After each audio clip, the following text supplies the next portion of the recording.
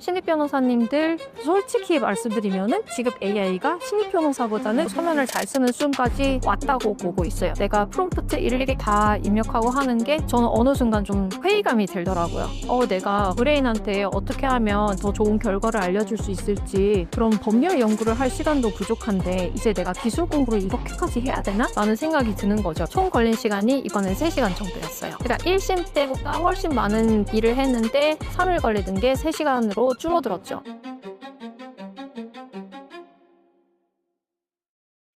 요새 이제 수임 경쟁 사람이 많으니까 3만 명대 들어가니까 당연히 경쟁이 엄청 치열해지죠. 그래가지고 박보비도 예전보다 훨씬 많이 투입을 해야 되고 여러 가지 방법을 써서 수임을 하려고 노력을 하게 됩니다. 그리고 사건 난이도도 이거는 또 AI 영향도 있는데 이제는 내용 증명 잘 안 맡기시잖아요. 네, 저희는 내용 증명 수임이 거의 없어요 이제. 그리고 개인정보 처리 방침, 이용 약관 AI가 자동으로 써주는 것도 이제 의뢰인들이 안 맡기세요. 그래가지고 정말 가끔 가물을 큰나듯이 그런 거 맡기시는데, 그러면은 뭐를 맡기시냐? 굉장히 어려운 거, 도저히 AI로 해결이 안 되시는 거, 그런 거 위주로 맡겨주십니다. 아울러 소송해서 이길 것 같은 거, 그러다 보니까 모든 업무가 난이도가 상승하고 있어요. 수임이든 수행이든. 그러면은 옛날엔 이거를 사람이 다 했었어야 되니까 인건비를 들여서 사람을 늘려가지고 어소 변호사를 더 채용해가지고 해결을 하고 막 그렇게 했었죠 옛날에는. 근데 지금은 이제 인건비도 점점 더 높아지고 그래가지고 증언을 한다고 해결이 잘 되지도 않습니다. 그리고 요거는 또 다른 맥락의 문제인데, 우리가 여러 가지 해결법을 찾다가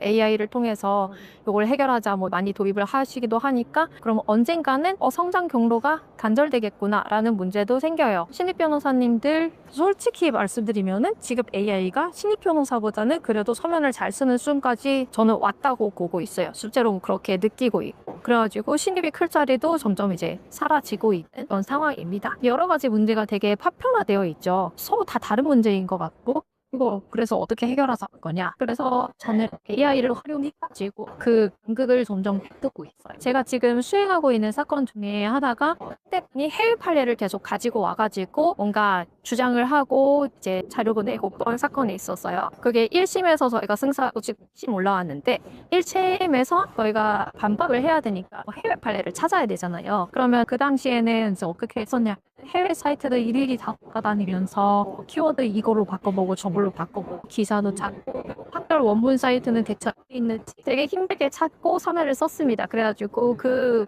챕터 하나, 그 해외 판례 반박하는 챕터 하나 쓰는데 3일 정도가 걸렸었어요. 그런데 2심 올라가 그 사이에 이제 AI가 굉장히 보편화되었고, 저도 그 사이에 업무 효율화를 위해서 온갖 AI를 쓰기 시작을 했었죠. 이번에는 2심에 올라왔는데 상대방이 또 똑같은 해외 판례, 이번엔 같은 판례가 아니라 다른 나라 또 해외 판례를 잔뜩 들고 왔어요.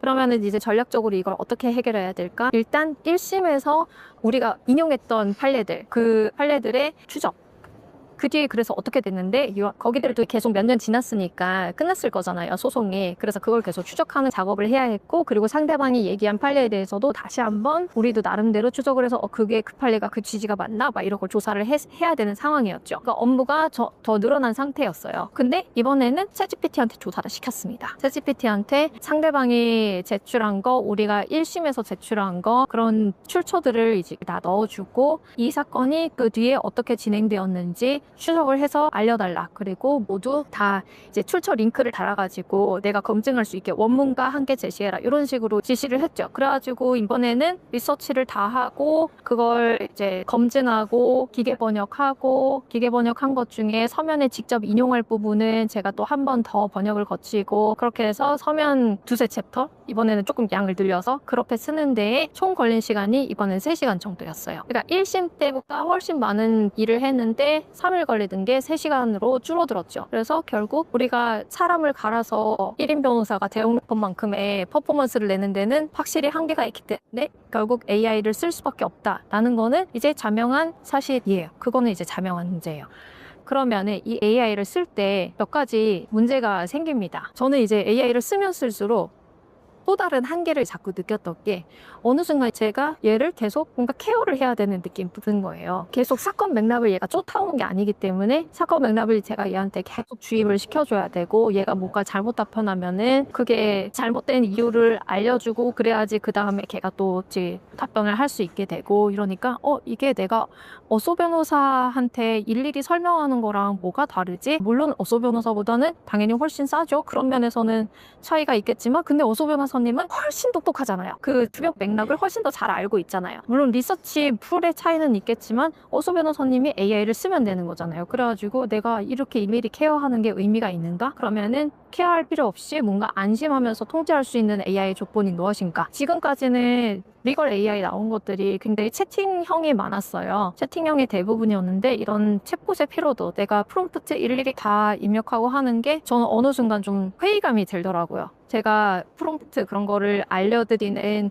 강사 활동을 했음에도 불구하고 계속 프롬프트 수준을 높여야 되고 계속 다양한 걸 시도해봐야 되고 하는 게 어느 순간 변호사로서 그런 생각이 드는 거예요. 내가 의뢰인한테 어떻게 하면 더 좋은 결과를 알려줄 수 있을지 그런 법률 연구를 할 시간도 부족한데 이제 내가 기술 공부를 이렇게까지 해야 되나? 라는 생각이 드는 거죠. 이게 변호사가 이게 맞나? 라는 생각이 드는 거예요. 우리가 자동차 운전할 때 운전법까지는 배우지만 엔진 어떤 식으로 움직이는지 그 뒷단까지 알아야 될 필요는 없잖아요. 그러면은 이런 챗봇의 피로도를 넘어서 너 바퀴를 굴리려면 이런 식으로 엔진을 움직여야 되고 다 하나하나 알려주지 않아도 되는 방법이 없을까 고민을 하게 되었습니다. 그래서 이런저런 고민들 수익 면에서도 수익 면에서도 여러 가지 고민들이 있었는데 처음에는 저도 편적으로 시도해봤어요. 다 다른 문제라고 생각을 했었어요. 하나하나 딱 접근을 해봤었는데 요거를 한 2, 3년 하다 보니까 좀 다른 생각이 들더라고요. 수행과 수행이 하나의 흐름으로 이어질 때 이게 총체적으로 해결이 될 수 있겠구나라는 답을 나름대로 줬습니다. 근데 요거를 개인이 할 수는 없고요. 리걸테크가 요 문제를 털어야 된다라고 생각을 했습니다. 그래서 릭심은 연결이고요. 수임할 때 마케팅 하잖아요. 갑자기 수익 얘기하다 왜 수입 얘기하냐 있겠지만 그게 그렇지 않은 게 AI 검색 시대에는 퀄리티 있는 콘텐츠 마케팅이 굉장히 중요해집니다. 이제 키워드 광고 해봤자 AI가 추천 안 해줘요. AI는 광고를 인용하지 않고 지식을 인용하기 때문에 내 이름, 이 변호사 이름, 로펌의 이름으로 발행된 고급 콘텐츠가 많으면 많을수록 AI의 노출이 늘어나고 AI한테 맨날 상담받고 있는 우리 잠재 의뢰인분들한테 이 변호사님 찾아가 보세요라고 할 수가 있습니다. 그래서 수익 마케팅에서는 전문성 있는 콘텐츠가 중요하고요. 사건 수행을 할 때는 당연히 전문적으로 사건 수행을 하는 게 좋겠죠. 근데 지금의 챗봇형 AI 그걸로 전문적인 사건 수행이 어디까지 가능할까요? 저는 사실 한계를 많이 느꼈습니다. 그래서 그 수익 마케팅과 사건 수행을 분리된 두 일로 받아들이지 말고 하나의 워크플로우를 이어야 된다. 그리고 그 핵심 키워드는 바로 전문성, 전문 콘텐츠 여기에 있다 생각을 했습니다. 이게 무슨 말인지 뒤에서 조금 더 설명을 드릴게요. 그럼 기존 챗봇은 요걸 감당할 수 있느냐? 아니죠. 일단 얘는 질문하면 자기가 가진 지식을 토해내는 건 잘해요. 근데 자기가 갖고 있지 않은 지식은 당연히 창조를 해내고요. 횡설수설합니다. 그 다음에 얘는 서면 쓸 때 항상 일회성으로 서면을 쓰죠. 기존 챗봇형 AI를 가지고 서면 쓰는 변호사님들이 항상 하시는 얘기가 첫 서면, 속장, 고소장 쓸 때는 쓸만한데 사건이 진행되고 기록이 누적되면 누적될수록 어렵다. 라는 말씀을 굉장히 많이 하세요. 그게 챗봇형 AI의 한계죠. 그래서 사건의 맥락과 그리고 내가 어제 했던 고민, 그저께 했던 고민 이런 것들을 내 리듬에 맞추어서 지속하지를 못합니다. 한계가 뚜렷하고 그래서 결국 뭐가 났느냐? 프롬프트 노동을 우리가 하고 앉아있죠. 매번 떠먹여줘야 움직이고요. 그 다음에 환강 리스크 당연히 해결 안 되고 있고 공허한 서면 나옵니다. 판사님들이 그런 말씀 이제 하시죠. AI로 쓴 게 딱딱 보이는 서면들이 엄청 많이 나온다. 그냥 뻔한 얘기만 계속 늘어놓습니다. 딱 쟁점 타겟팅 해가지고 지금 공방해야 될 거 딱딱 제대로 하지를 못하고 그냥 뻔한 얘기, 했던 얘기 반복 그런 것들만 한다는 거죠. 정말 사건의 표층에서 맴도는 그런 초안이 생성이 됩니다. 그래서 지금의 법률 AI로는 저는 협업이 안 된다라고 보고 있어요. 그냥 표면적인 일밖에 할 수가 없다.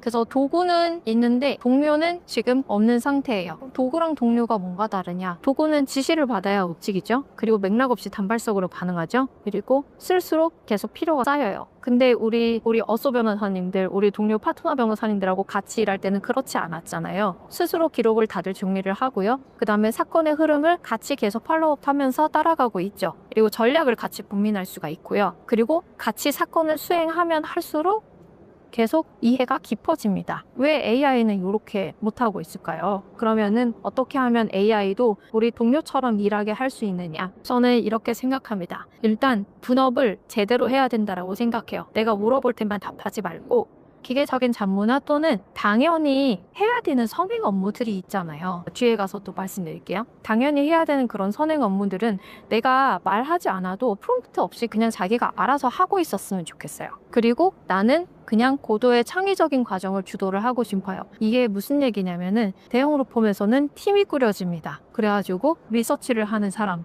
그리고 번역을 하는 사람, 녹취록을 이제 하나하나 뜯어보면서 또 전략을 고민하는 사람, 그리고 해외 판례 찾아보는 사람 등등등 여러 가지 다들 팀에서 맡아서 하는 역할들이 있고, 그리고 상대방 서면이 오면 대형 로펌에서 어떻게 하나요? 서면 띄워놓고 다 같이 모여서 읽죠. 그러면서 브레인스토밍을 합니다. 그래가지고 이렇게 서면 하나가 나오기 전까지 정말 수많은 선행 작업을 하는데 1인 변호사는 그걸 할 수가 없잖아요. 그런데 당연히 이루어져야 되는 그런 선행 작업을 AI가 해주면 안 되나요? 저는 거기서 출발을 했어요. 그래서 분업을 제대로 하고 나는 그렇게 아낀 시간으로 정말 창의적인 생각, 창의적인 논리 그런 거를 생각을 하면 좋겠다. 또는 그거 할 시간에 또 좀 아껴가지고 고객하고 소통하고 수임하러 좀 더 돌아다니고 뭔가 수임 마케팅에 시간을 쏟고 그렇게 하면 좋겠다라고 생각을 했어요. 그래서 분업을 좀 제대로 하자라는 거고요. 분업을 한다고 해서 통제권을 잃으면 안 되죠. 변호사가 흐름을 다 쥐고 있어야 됩니다. 모든 결정 지점에서 승인하고 조정을 할 수 있어야 돼요. 통제권이라는 거는 케어가 아니죠. 통제라는 거는 내가 하고 싶을 때 할 수 있는 게 통제인 거죠. 내가 그냥 딸깍딸깍으로 서면 끝까지 쓰고 싶으면 그렇게 하면 되고요. 근데 나는 중간에 어디선가 개입을 하고 싶은 거, 그러면은 내가 원할 때 언제든지 개입을 할 수 있는 거, 그게 진정한 이제 통제권입니다. 이런 방식이 아닌 딸깍이 다 전제되는 상태에서 개입을 할 수 있어야 통제인 거지, 안 그러면 나는 AI의 보모인 거죠. 그 다음에 구조적으로 환각을 제거를 해야 되고요.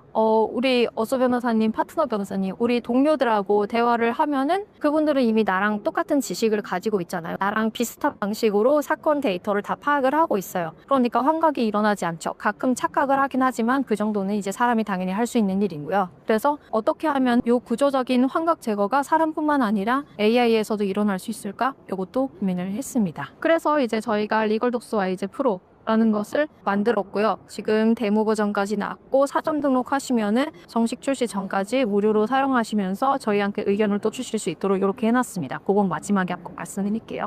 요거를 만든 과정을 공유를 한번 드리고 싶었어요. 저희가 만든 워크플로우를 말씀드리면요. 일단 기록을 올리면은 비서처럼 그리고 동료처럼 일을 알아서 시작을 합니다. 기록 업로드할 때 하나하나 정리해서 올려주지 않고요. 우리가 비서 이거는 이거고요, 저거는 저거고요 이렇게 말하지 않잖아요. 그냥 전자소송에서 다운로드 받아가지고 그 파일 그냥 한 번에 쫙 넣으면은 얘가 알아서 자동으로 이거는 서면이고 이건 법원에서 이거는 증거고 그리고 이거는 상담자리고 이거는 아직 제출되지 않고 참고하려고 또는 나중에 증거로 제출하려고 따로 모아놓은 자료고 이런 것들을 자동 분류를 하고 동에 전자기록 봉투를 만들어 놓는 거죠. 그러면 기록을 그렇게 분류하면 여기서 사건 타입라인 뽑아냅니다. 그리고 제가 제일 하고 싶었던 거 공방 트리를 작성을 합니다. 우리 연수원에서 그리고 로스쿨에서 메모 작성하시는 거 다 배우고 왔잖아요. 메모 작성할 때 주장, 항변, 제재항변 정리하고 주장, 항변, 제항변, 제재항변마다 이거의 근거가 뭐가 잡혀 있는지, 뭐 갑-제1호증이 잡혀 있는지, 룰 제14호증이 잡혀 있는지 그런 것들 이제 다 메모를 해놓습니다. 그거를 AI가 할 수 있잖아요. 그거를 못할 이유가 없다라고 생각을 했어요. 그래서 공방 트리 그렇게 만들도록 했고요. 그 다음에 심층 채팅, 이거는 내가 정말 중요한 사건이고 전략이 너무너무 필요한 사건이고 그러면은 같이 하면서 추가하는 거고요. 그 다음에 서면 기획, 여기까지 AI가 다 혼자 할 수 있어요. 그래서 내가 승인하면은 초안 쭉 뽑아낼 수 있죠. 여기까지 오는 과정에서 프롬프트 입력 한 번도 없어요. 왜냐하면 서면을 다 읽고 왔습니다. 한번 보여드릴게요. 기록 봉투 맞듭니다. 소송 기록 업로드하면 스스로 분류해서 정리하고요. 이렇게 정리해 놓은 거 변호사가 한번 쑥 훑어서 확인만 해주면 됩니다. 사람도 실수할 수 있잖아요. 그런 것처럼 얘도 취지를 잘못 파악해서 실수했다 그러면은 옆으로 옮겨주면 됩니다. 그리고 타임라인 쭉 뽑아내죠. 사건 흐름 시간 순으로 이제 자동 작성하고요. 별로 안 중요한 게 나왔다 그럼 지우면 돼요.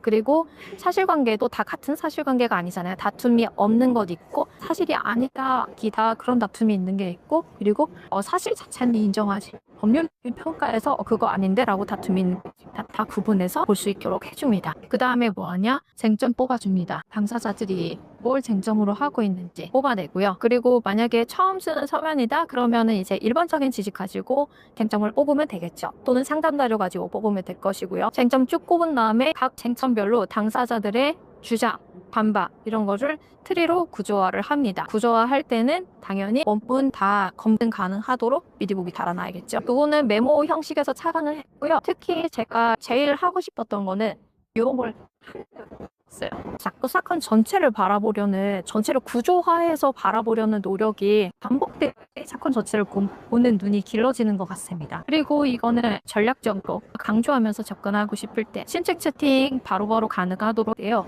마치 동료랑 대화하듯이 그렇게 채팅할 수 있도록 그 자리에서 뭐 표도 만들 수 있고 이걸 좀 여기서 더 다듬어가지고 그걸 서면에 반영할 수도 있고, 특히 제가 AI 쓰면서 불편했던 게 채팅창이 길어지는 거였어요. 채팅창이 너무 길어지면 어느 대화는 반영하고 싶지 않고 어느 대화는 반영을 하고 싶고 그게 그때그때 달랐거든요. 근데 그걸 제가 일일이 설명을 하기가 힘들더라고요. 그래서 제가 이번에 도입을 한 게 채팅 중에 일부만 선택해서 화면에 반영할 수 있도록 선택 기능을 넣었어요. 저의 로망을 때려넣은 그런 것이었고요. 그러면은 이렇게 데이터가 다 쌓이면 AI는 뭘 할 수 있게 되냐면은 얘가 상관 기록을 다 파악했으니까 어떤 것이 지금 방어가 제대로 안 되어 있는지 평가를 할 수가 됩니다. 그러니까 어떤 쟁점은 우리가 안전하고 어떤 거는 좀 취약한 것 같은데 조금 더 보완했으면 좋겠대. 그리고 어떤 거는 위험한데요. 이렇게 평가를 할 수 있게 됩니다. 그래서 그 평가를 진행을 하고요. 지금 이 타이밍에 어떤 서면을 썼으면 좋겠다 추천을 할 수 있게 됩니다. 아, 이거 지금 타이밍에 사실조회 한번 해야 될 것 같은데 저번에 서면 냈는데 내가 아직 반박을 못해가지고 누구 반박해야겠는데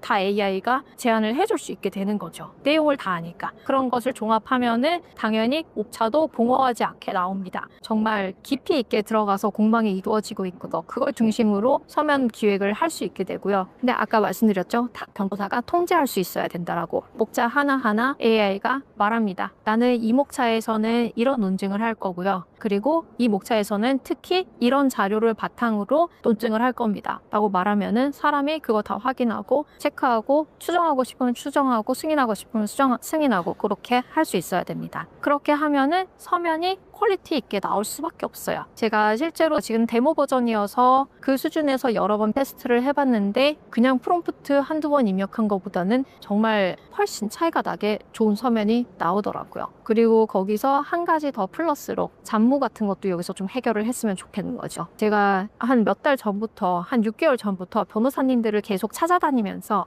뭐가 힘든지 계속 물어보고 다녔는데요. 다 똑같이 말을 해요. 제가 겪은 거랑 똑같았어요. 내 업무는 이렇게 쭉 한 흐름으로 흘러가는데 각 업무마다 써야 되는 AI가 다 달라가지고 너무 힘들다. 구독을 대체 몇 개 해야 되는지 모르겠다. 업무가 계속 파편적으로 여기서 이거 하고 저기서 저거, 여기서는 리서치하고 여기서는 뭐 녹취하고 여기서는 녹취한 것도 녹취 파일 만들고 또 어디서는 막 저기 서면 분석하게 하고 또 어디서는 막 증거의 블라인드 처리 같은 거 또는 형광펜 분산이 되는 거예요. 그게 너무 힘들다고 하시더라고요. 그래서 저희는 그런 마무리까지 여기서 할 수 있도록 뭐 발췌본을 생성을 한다든가 100몇 쪽짜리 증거 낼 때 100몇 쪽짜리 다 내기 좀 그러면은 우리 3장 잘라서 내잖아요. 이 안에서 바로바로 발췌본 생성해가지고 증거로 꽂힐 수 있게 하고 이 안에서 바로바로 블라인드 처리하고 형광펜 그어가지고 서면에 삽입될 수 있게 하고 그런 기능들을 부가 기능도 다 넣었습니다. 그런데 아까 맨 처음에 제가 계속 수임이랑 수행이랑 연결되었다고 그랬잖아요. 그 얘기가 무슨 얘기냐면요. 변호사는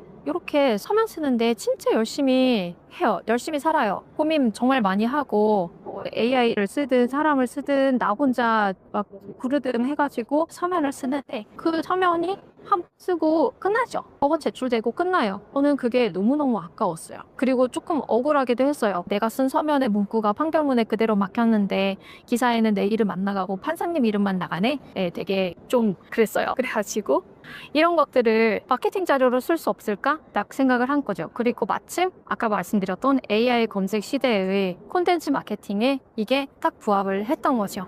우리가 정말 많이 고민했던 거, 그 고민의 결정체가 서면이랑 판결문이잖아요. 그거를 정말 딸깍딸깍으로 마케팅 자료도 변환하고 싶다라는 생각을 했습니다. 그건 변호사의 가장 창의적인 발산, 그리고 가장 깊은 전문성이 농축된 결과물이 정말 고급 마케팅 자료로 탄생을 하는 거죠. 그래서 저는 수임이랑 수행이랑 분리하는 게 의미가 없다라고 생각하고, 이렇게 내가 전문성이 농축된 서면과 파그래프를 가지고 마케팅 자료고 전환을 할 수 있다면 진짜 전문성을 기준으로 의뢰인과 우리 변호사가 만날 수 있습니다. 광고비를 기준으로 맞다는 게 싫었어요. 그래서 플랫폼을 만들기도 한 거였고요. 마케팅의 시작점을 전문성 있는 컨텐츠에서 잡으면은 정말 많은 문제가 해결이 될 수가 있습니다. 그래서 수행의 결과물, 그것을 바로 수임으로 연결을 하고 의뢰인과 만나겠다. 이렇게 루프가 만들어지죠. 사건 수행을 열심히 하고요. 그럼 서면 판결문 나오고요. 그럼 그걸 콘텐츠로 전환하고 저희 네플라 플랫폼에 하셔도 되고, 여기 말고 홈페이지가 업로드 하셔도 돼요. 로펌 홈페이지와 외부 매체를 같이 병행하시는 것을 가장 추천드려요. 그리고 그 둘 사이에 링크 걸어놓으면 더 좋습니다. 그러면은 서로 같이 상승작용 시너지를 일으켜요. 대형 로펌은 이런 지식 마케팅을 이미 오래전부터 하고 있었고요. 그리고 해외에서 이름 좀 잘 나가는 로펌이다. 거기는 콘텐츠 마케팅에 정말 많은 예산을 쏟아붓습니다. 거의 방송사 뺨치는 수준의 퀄리티 있는 동영상을 만들기도 하고요. 그래서 우리가 성장하는 데 지식 마케팅은 굉장히 큰 힘이 됩니다. 그러면은 이렇게 나의 전문성의 정수를 마케팅 콘텐츠로 올린다? 의뢰인들이 나를 알아서, 우리 플랫폼을 알아서, 우리 홈페이지를 알아서 여기 와서 처음부터 들어오는 게 아니에요. 이분들은 아까 말씀드렸듯이 이제 AI한테 상담 받으세요. AI한테 상담 받으면은 A가